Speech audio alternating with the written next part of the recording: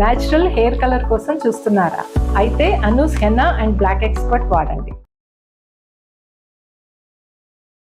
నమస్తే రమగారు. నమస్తే జయ. రమగారు, ఈ మధ్యకాలంలో యువత పలు విధాలుగా ఆలోచించటం, పలు రకాల పనులు చేయటం, మీడియాకి ఎక్కినా పర్వాలేదు, దాన్ని కూడా ఒక స్టైల్గా చూపించుకోవటం, అంటే చెడుదారులు ఎక్కువగా పట్టడానికి మీడియాని వాడుకుంటున్నారు, అక్కడ చూసి నేర్చుకుంటున్నారు, ఫ్రెండ్స్ వల్ల చెడిపోతున్నారు, ఎక్కువగా చెడుదారులకి అలవాటు పడతా ఉన్నారండి. ప్రధాన కారణాలంటే మనం ఏం చెప్పుకోవచ్చు అంటారు? మనం యువత పెడదారి పట్టింది అని ఒక స్టేట్మెంట్గా చెప్పలేం జయ. అవునండి, పలు కారణాలు, దానికి వేరే కారణాలు ఉన్నాయి. పూర్తిగా పెడతోబనే ఉంది యువతరం అంతా అని మనం అనకూడదు, అనలేము. కరెక్ట్. ఎందుకంటే ఇదివరకు 60 మార్కులు వస్తే 60% వస్తే ఫస్ట్ క్లాస్, మనందరి ఫస్ట్ క్లాసులు 60% అబవ్. అవునండి కదా. ఇప్పుడు ఈరోజు 60% అంటే యావరేజ్. ఈ రోజున యువతకి 100కి 100 మార్కులు వస్తున్న వాళ్ళు సగానికి పైగా ఉన్నారు. సగం ఉన్నారు కనీసం. అంటే పెడతోబాది కాదుగా. కాదు. ఏ పోటీ పరీక్షల్లో అయినా 1,00,000 మంది పోటీ పడితే కనీసం 40,000 మంది క్వాలిఫై అయిపోతున్నారు. హీనపక్షం, తక్కువలో తక్కువ. నేను 50% పైన అలా అంటలా, ఎంత తక్కువ వేసుకున్నా కూడా మెరిట్ అని చెప్పదగిన వాళ్ళు మోర్ దాన్ 40%, 1,00,000కి 40,000 మంది పైమాటే ఉంటున్నారు.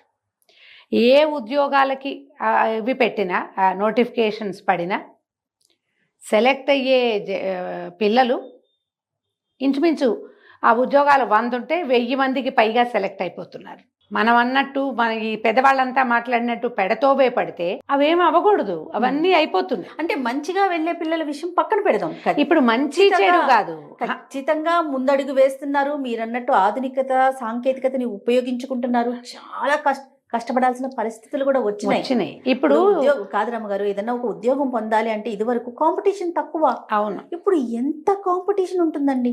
మార్కులకి మార్కులు ఉండాలంటున్నారు, జనరల్ నాలెడ్జ్ ఉండాలంటున్నారు, కమ్యూనికేషన్ స్కిల్స్ ఉండాలంటున్నారు, సాఫ్ట్ స్కిల్స్ ఉండాలంటున్నారు. ఇన్ని రకాలుగా చేస్తున్నారు పిల్లలు. ఇవన్నీ చేస్తున్నారు. బాగా వెళ్తోందో తప్పుడు మార్గం వైపో లేకపోతే చెడు మార్గం వైపో వెళ్లే సంఖ్య తక్కువే అయి ఉండొచ్చు, కానీ ఉంది కదా అనేది నా ప్రశ్న. ఇప్పుడు ఈ పెడత్రోవ తప్పుడు మార్గంలో యువతే కాదు, అసలు మనుషులే ఉంటున్నారు. కరెక్ట్, అసలు మనుషులే ఉంటున్నారు. పెద్దవాళ్ళు, ఉద్యోగస్తులు, సీనియర్ సిటిజన్స్ కూడా దుర్మార్గమైనవి, చెయ్యకూడనివి, చెప్పుకోవటానికి వీల్లేనంత దరిద్రమైన పనులు సమాజంలో పెద్దవాళ్ళు కూడా ఉంటున్నారు. ఇప్పుడు యువత అంటే మనకి ప్రాబ్లం ఏంటంటే ఎక్కువగా ప్రపంచాన్ని తెలుసుకునే అవకాశం లభిస్తోంది. ఇక్కడ కూర్చుని అమెరికాలో ఏం జరుగుతాయి, వాళ్ళు ఏం చేస్తారు, అంటార్కిటికాలో ఏం జరుగుతుంది చూసేస్తున్నాం, తెలిసేసుకుంటున్నాం. అవునండి. సో తర్వాత సులువుగా సంపాదించడం దేన్నైనా. ఇప్పుడు సమాజమే చెడుదోవ పడుతున్న పరిస్థితులే కనపడుతున్నాయి. పిల్లలు ఎక్కువగా ఉండడంతో మనకేంటంటే పిల్లలకి, యువతకి దురభ్యాసాలు, దుర్వ్యసనాలు, వాటి వల్ల జీవితంలో వచ్చేటువంటి రకరకాల వ్యవహారాలతోటి మనం యువతే పెడదోవ పడుతోందని చెప్పుకుంటున్నాం. ఇప్పుడు దీనికి ఎట్లా అయిందంటే, ఒక 10th క్లాస్ పిల్లలు ఏదో పార్టీ, ఫేర్వెల్ పార్టీ అనగానే వీళ్ళు బీరు తాగాలనో ఇంకేదైనా తాగచ్చనో ఏదో చెయ్యాలనో ఏదో అద్భుతమైన దాన్ని చెయ్యాలని మనం అలాంటివి ప్రోవోకేటింగ్ థింగ్స్ చూస్తున్నాము. అలాంటిది ఏదో చేయకపోతే మనం వెనకబడిపోయామనే భావాల్లోకి వెళ్తున్నారు పిల్లలు. కాలేజీ పిల్లలు 3-4 ఉన్నారు. వీళ్ళు ఏదో రోడ్డు మీద తిరగటము, ఏదో కొండెక్కటము, గుట్టెక్కటము కాదు, తాగటం. మధ్యలో మగపిల్లలు ఉంటే ఆడపిల్లలు వచ్చేస్తారు, ఆడపిల్లలు ఉంటే మగపిల్లలు వచ్చేస్తారు. ఇలాంటిది చేయటం హీరోయిజము. ఇలాంటిది చేస్తేనే ఎంజాయ్ చేసినట్టు. ఇదే జీవితం. ఇట్లాంటి ప్రొజెక్షన్ చాలా జరుగుతూనే ఉంటుంది. ఈ ప్రొజెక్షన్స్లోకి కనుక ఎప్పుడైతే వెళ్తారో పిల్లలు, అది చేయకపోతే మనం వెనకబడిపోతున్నాం అనిపించేస్తుంది. అదేదో హీరోయిజంగా కదా మనం భావిస్తున్నాము, చేసి తీరాలనిపిస్తుంది. దీంట్లో ఎవడైనా ఒకళ్ళిద్దరు వెనక్కి లాగారనుకో, మిగిలిన వాళ్ళు మొగడివి కదా అనో ఏదో ఇలా అంటారు. నువ్వు మరీ వెనకబడి ఉన్నావు, నువ్వు ఊరు, మీరు ఎర్రవసు, ఇలాంటివి అంటారు. ఆ స్నేహితులు ముందు, ఆ కంపెనీలో ముందుకెళ్ళాలని భావించి ఇలాంటివేవో చేస్తారు. ఏదో ఇంట్లో కూర్చుని చిన్నగా చేస్తే ఒక రకం, రోడ్ల మీదకి ఎక్కేది, ఎక్కడికో వెళ్ళి మనం ఏం చేస్తున్నామో తెలియని స్థితిలో ఏదో ఒకటి చేసేసి ప్రాణాల మీదకి తెచ్చుకుంటారు, కొంప మీదకి తెచ్చుకుంటారు, ఇళ్ళ మీదకి తెచ్చేస్తారు. అవును. జీవితం సర్వనాశనం అయ్యే స్థితిలోకి వెళ్ళిపోతారు. ఈ సరదాలు అందరూ చేసిన వాళ్ళే, మన ముందు తరాల వాళ్ళు చేయకుండా ఏం లేరు. ఇవాళే కొత్తగా ఏమిటో అయిపోయిందని అనుకోవద్దు, ముందు నుంచి ఉన్నది. కాకపోతే అప్పుడు గుట్టుగా జాగ్రత్తగా నలుగురికి తెలియకుండా, ఎవరికీ తెలియకూడదని కొంత గోప్యత పాటించే వ్యవహారం ఇది వరకు ఉండేది. ఇప్పుడు ఏ గోప్యతలే, ఈ రోజుల్లో పిల్లలు ఇలా లేకపోతే ఎట్లా అని మాట్లాడే పెద్దవాళ్ళు కూడా తయారయ్యారు. అవును. ఈ రోజుల్లో యూత్ అంతే, యూత్ ఇలాగే, యూత్ అంటే ఇంతే చేయాలి అని ఎంకరేజ్ చేసే మాటల వల్ల ఇవన్నీ చేసినా ఏం చెడిపోరు. ఏదో ఒక రోజు, వారంలో ఒక రోజు, నెలకు ఒక రోజు, సంవత్సరానికి ఒకసారి 2 సార్లు ఇవి చెయ్యండి అని ఎంకరేజ్ చేయటల్లా నేను. అలా నలుగురితో పాటు ఏదైనా చేసినా పర్వాలేదు, అది నిత్య జీవితంలో భాగంగా చేసేసుకోవటంతో మనకి ఇబ్బందులు వస్తున్నాయి. దీంతో పాటు ఏమైంది, ఇప్పుడు మనకి డ్రగ్స్ విపరీతంగా ఉన్నాయి సమాజంలో. ఏదైనా బర్త్డే పార్టీకి డ్రగ్స్ ఏంటి, ఎవడదో ఒకటిది పుట్టినరోజు అయితే నువ్వు నేను కూర్చుని మాట్లాడుకోవటం, కబుర్లు చెప్పుకోవటం, అందరూ కలిసి ఎంజాయ్ చేయడం అంటే ఎవరిదారిన వాడు ఏదో ఒకటి పుచ్చుకుని ఎవరిదారిన వాడు పడుండటమా, ఒళ్ళు తెలియకుండా ఏం చేస్తున్నావో తెలియని స్థితి. ఇక ఈ బర్త్డే పార్టీల్లో ఇదివరకు ఏమిటో సెలబ్రిటీ పార్టీస్ అనుకునే వాళ్ళు, డబ్బులున్న వాళ్ళ పార్టీ, ఇప్పుడు మామూలు చిన్నపిల్లల పార్టీల్లో కూడా వచ్చేసింది అది. ఎంజాయ్మెంట్ ఇప్పుడు ఇదేదో చేస్తున్నాం అనుకో, దీనికంటే బయట అది చేసామనుకో, దానికంటే పైన అదేమిటో కూడా చేసామనుకో, అంతకంటే పైన, చివరికి పిచ్చెక్కిపోవటమే హద్దుగా కనపడుతోంది ఇందులో. అవునండి. వీటి వల్ల పిల్లలు కొంచెం పెడతో పట్టే అవకాశం ఉంది. ఎప్పుడు కూడా ఈ చెడు మార్గము ఆకర్షణీయంగానే ఉంటుంది. మన జీవితం పాడైపోయేది, అసలు మనం మొదలంటా పోయేది, అలాంటివి భయావహమైన విషయాలని వాటిని చూసి భయపడితే ఓల్డ్ ఫ్యాషన్ అవుతాం మనం. వాటి దగ్గరికి వెళ్ళొస్తూ ఉండాలి మనం. చాలా స్థితప్రజ్ఞలం అని చెప్పుకోవాలంటే వాటిల్లోకి వెళ్తూ ఉండాలి మనం. ప్రమాదం, నాకు భయం అంటే మిగిలిన వాళ్ళ హేళనకి గురవుతారు. ప్రతివాడికి భయమేనమ్మా, ఎవడికి ప్రమాదం అంటే భయం ఉండదు. అదే కదా. చావు అంటే అందరు కావాలి నాకు అని తీసుకుంటామా మనం? ఐస్ క్రీమ్ తీసుకున్నట్టు తీసుకోము, ఎవ్వడూ తీసుకోడు. బయటపడిన వాడిని పిచ్చి వెధవని చేస్తారు. తమ లోపలి భయాన్ని కవర్ చేసుకోవడానికి భయస్థుడుగా కనపడిన వాడిని వెధవని చేస్తారు. దీంట్లో పెద్దగా భాగస్వామ్యం ఉండేది ఏంటంటే ఫ్రెండ్సే. ఇది వరకు అక్కడక్కడ మగ పిల్లలు సిగరెట్లు తాగుతూ రోడ్ల మీద కొంచెం పెద్దవాళ్ళు కనపడేవాళ్ళు, కాస్త మీసాలు ముదిరి ఇంజనీరింగ్లు లేదా ఏ డిగ్రీలో ఫైనల్ ఇయర్కి వచ్చిన వాళ్ళు ఎక్కడైనా రోడ్డు మీద, అంతకంటే పై వాళ్ళును. ఇప్పుడు మనం ఇంటర్మీడియట్ 10th క్లాసు పిల్లల్ని చూస్తాం. అవునండి. కేవలం సినిమాల్లోనే అమ్మాయిలు రహస్యంగా సిగరెట్ తాగి అదేమిటో దాని గురించి తెలుసుకోవడానికి సరదా పడుతున్నట్టుగా సీన్లు చూపించేవాళ్ళు ఇది వరకు. ఇప్పుడు ఏం లేదు, రోడ్డు మీద ఆడపిల్లలు మగపిల్లలు అందరు కలిసి, అమ్మాయిలు కూడా శుభ్రంగా ఉఫ్ అని సిగరెట్లు ఊదేస్తూ ఉంటారు. పార్టీ అనగానే అమ్మాయి తాగేసేయాలి, లేకపోతే కుదరదు.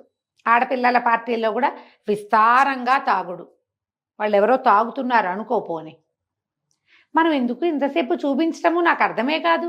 ఈ మామూలు వాళ్ళంతా కూడా వాళ్ళు ఏమిటో జీవితాన్ని ఎంజాయ్ చేస్తున్నారు, వాళ్ళు హాయిగా ఉన్నారు, మనం అది లేదనిపిస్తుంది.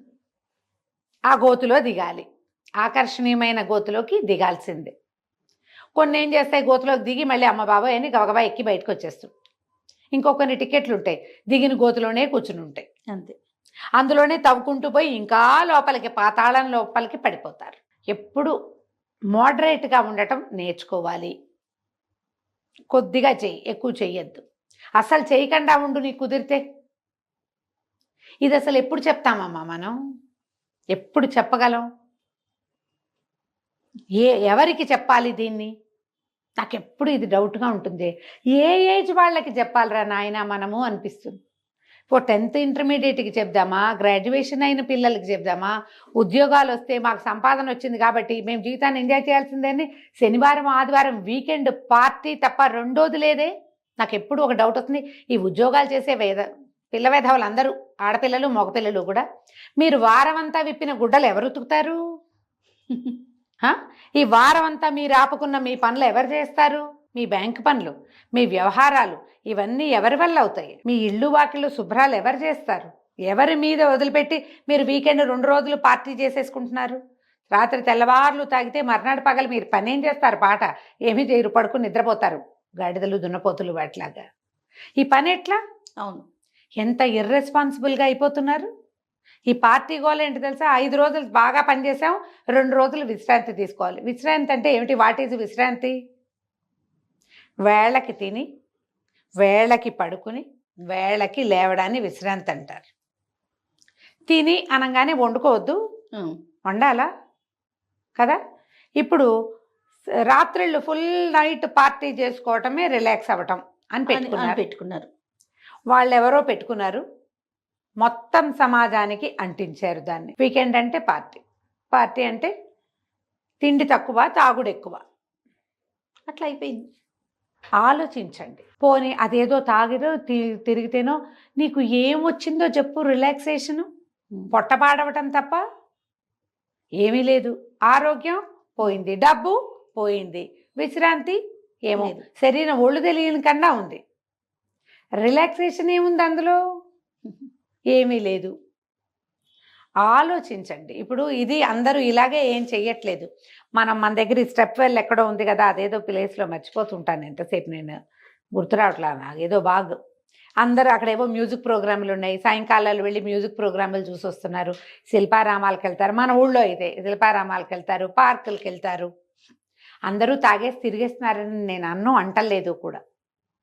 హాయిగా రిలాక్స్డ్గా ఫ్యామిలీతో కలిసో ఫ్రెండ్స్తో కలిసో ఎక్కడో చోటకు వెళ్ళి హాయిగా కావాల్సింది తేలికపాటిది తిని నలుగురు కూర్చొని మాట్లాడుకుని చేస్తూనే ఉన్నారు. ఈ తాగేది తిరిగేదే జీవితం కాదు, తిని పడుకునేది కూడా జీవితమే. ఎలా ఉంటుందంటే వాళ్ళు ఏదో చేస్తున్నారు, మనం ఎంజాయ్ చేయట్లేదు అనిపిస్తుంది. ఇతరులు తొక్కిన మార్గాన్ని తొక్కకపోతే వెనకబడిపోతాము అన్న ధోరణి మారిపోవాలి. అది ఆ ధోరణి మారితే మనకి డిఫరెన్స్ వస్తుంది ఇందులో. పైగా ఇంకోటి ఏంటంటే జనరల్ కిడ్స్లోనే ఇది ఉంటుంది. ఒకడేదో కొంచెం కోతి పని చేస్తాడు అనుకో, వాడొక్కడు చేయడు, ఫ్రెండ్స్ని లాక్కెళ్తాడు అందులోకి. అవును, వాడొక్కడిదే తప్పు ఎప్పుడు చేసుకోరు పిల్లలు, కుర్రాళ్ళు ఎవ్వరూ, ఆడపిల్లలు కూడా. ఒక అమ్మాయికి బాయ్ ఫ్రెండ్ ఉంటే తన ఫ్రెండ్కి కూడా బాయ్ ఫ్రెండ్స్ని కుదర్చడానికి చూస్తుంది. అందరూ అదే దారిలో ఉంటారు. సీరియస్ లవ్ ఉన్న వాళ్ళే ఇతరులని లాగడానికి ట్రై చేయరు, కానీ ఈ పనులు అందరూ చేస్తారు. ఇతరుల రెండో వాళ్ళకి కుదర్చాలి, అప్పుడు మన ఒక్కళ్ళది తప్పు కాకుండా ఉంటుంది. ఒకడు సిగరెట్ కాలుస్తాడు, రెండో వాడికి నేర్పిస్తాడు. ఇద్దరు తాగుతారు, మూడో వాడిని అందులోకి లాగుతారు.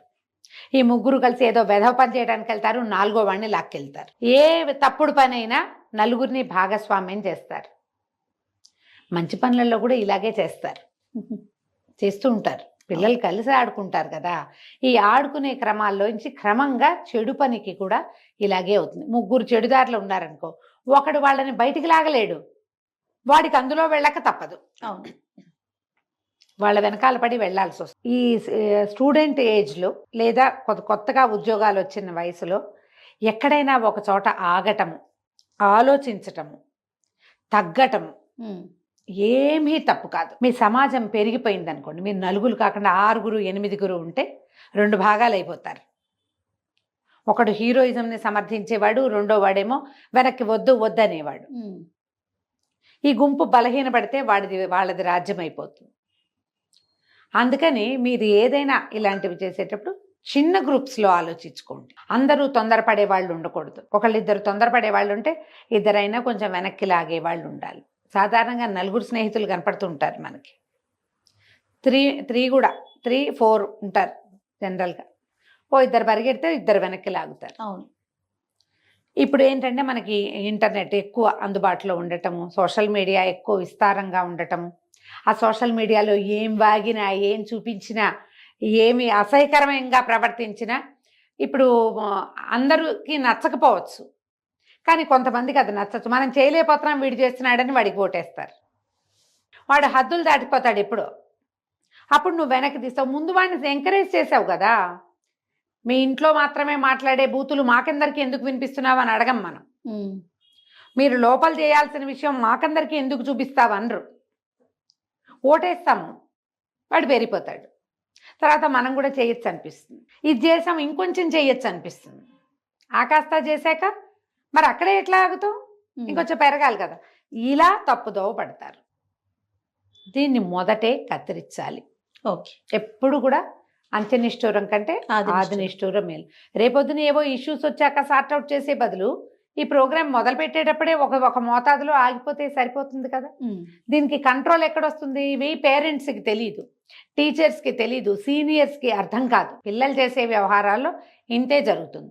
ఇప్పుడు సీనియర్లు కూడా ఇలాంటి తెలివి తక్కువ పనులు, అసహ్యకరమైన ప్రవర్తన, పెడదోవ పట్టడం, చేయకూడని పనులు చేసేయటం, ఇవి కూడా చేస్తున్నారు. వీళ్ళందరూ ఎక్కడ ఏం చూసి ప్రొవోక్ అవుతున్నారు? అంతే కదా. చూడొచ్చు, మొదలు పెట్టకూడదు, కొత్త దాంట్లోకి వెళ్ళకూడదు. ఈ కంట్రోల్ లేకపోతే జీవితం ఎక్కడికి ఎండ్ అవుతుందో తెలియట్లేదు కదా.